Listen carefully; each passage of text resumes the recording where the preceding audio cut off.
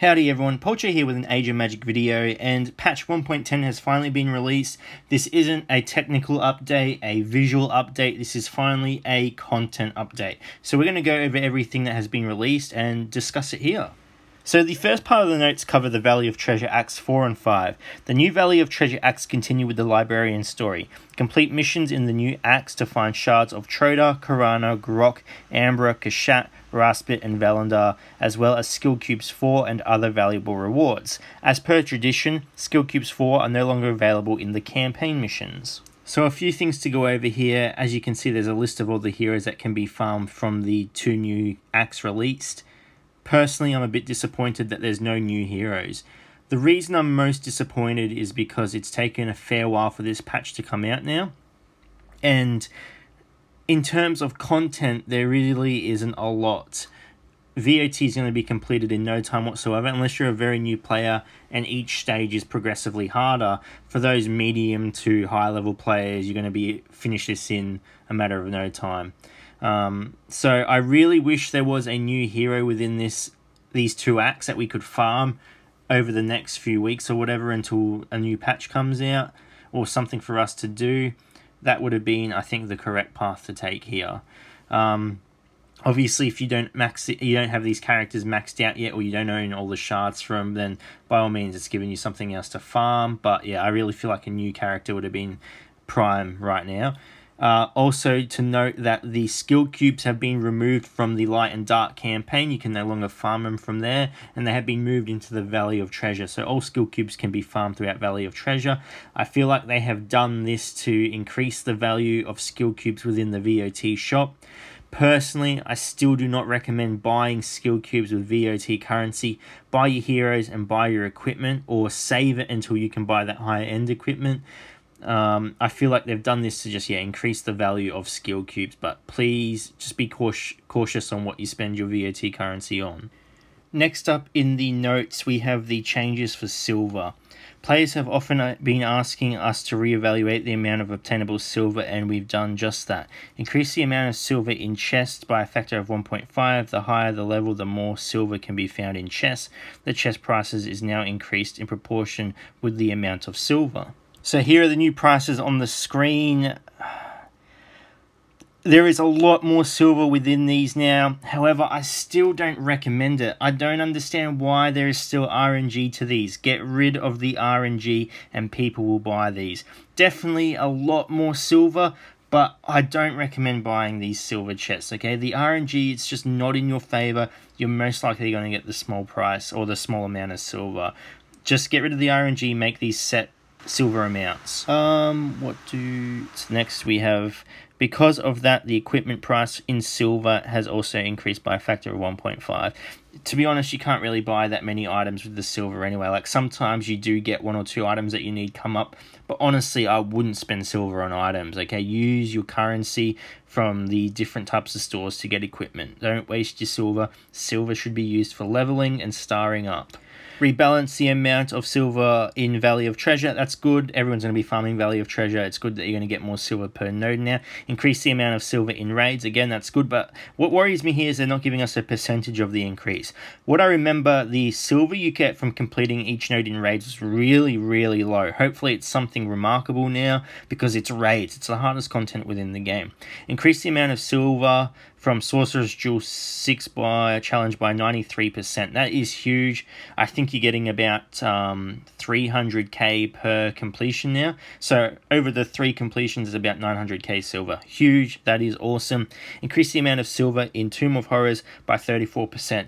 Now, I managed to get into the game before it went back into maintenance. So I've pumped up the speed real quick. I just want to get through it. So there is a 34% increase to silver within TOH. This is node 3. Every 3rd node you do get a bit of an increase within the rewards you get. So this is node 3. I did this pre-patch, and the reward I got was 26k. So when I complete it here, you'll see that I get 38k. So there is definitely an increase in silver there. That's really good, because the silver you get from there is huge, and it's just going to help you a ton more now. So definitely farm that TOH. If you're a bit bored of the game and you're not farming it, definitely farm it. It's worth it just for the silver. And then it finishes off, the increase of silver in the rewards will be more obvious to players level 70 plus. The reward in modes available to players below level 70 has been increased too, but not as much. I think that just goes because the silver scales with you as you level. So the lower you level, the less silver you're going to get, the less the increase is going to be. I think that's just reasonable. It makes perfect sense to me. Next up, we have a new portal to the unknown and a change in raid number assignment. Open the new portal to the unknown for level 45 to 55 players and fight. Please note the other portals to the unknown have been assigned new numbers depending on their level requirements. So lower level players now have a chance to compete in raids. I really do not think they should release any more raids below this level. They are raids, they're meant to be hard. Giving it to every player in the game, it makes no sense. So stop here, don't go any lower, otherwise they're not raids, okay? This is going to allow new players or players that are now able to participate in this raid save currency to finally get Azario a bit earlier. That's a really good thing. Honestly, with this patch, you've released a low-level raid and 2 VOT acts. I feel like the balancing in content for players throughout the game has been very one-sided. A lot of content has been released for low-level to medium-level players, and you've left the high-end players high and dry pretty much. All we have to do now is still work on characters that we've been working on for the last few months.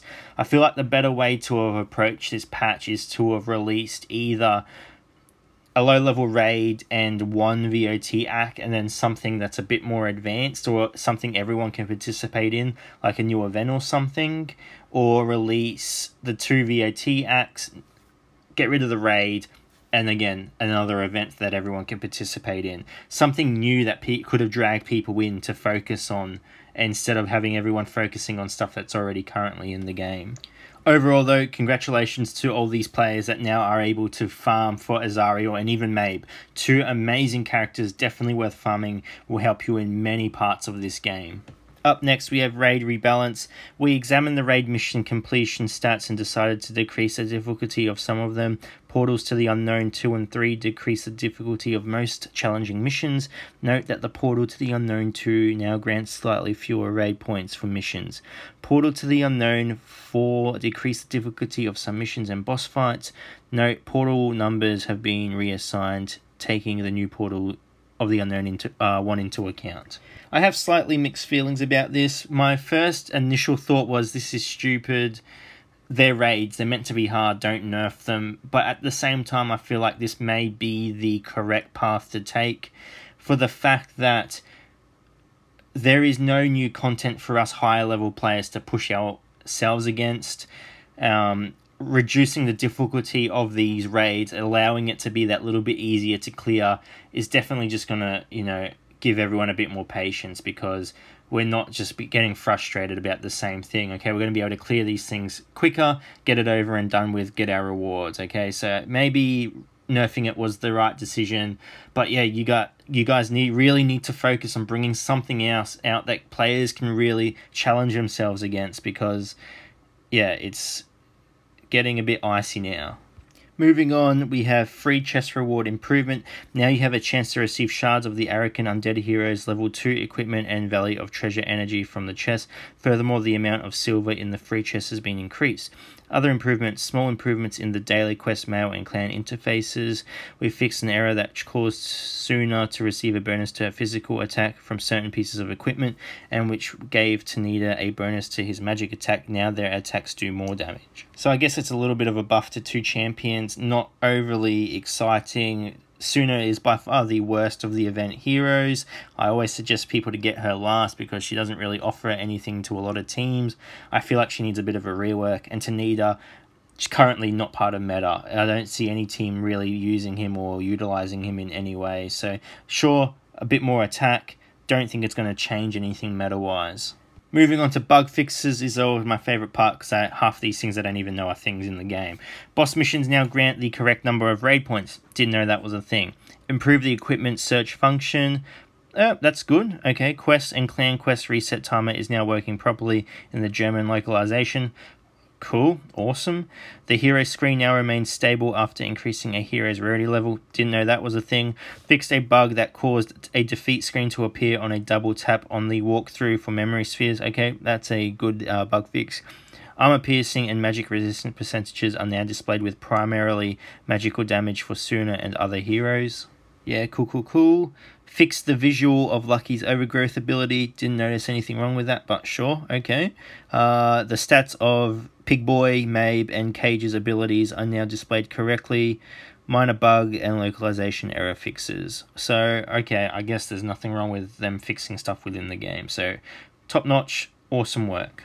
And the notes are finished off with what's next. We're currently working on the next set of updates that will include the next campaign acts and much more. So, increase to the storyline. It's a game. It's got to happen at some point. Fair enough. Bring those out. Silver increase. That's been asked for a long time. Awesome work on that.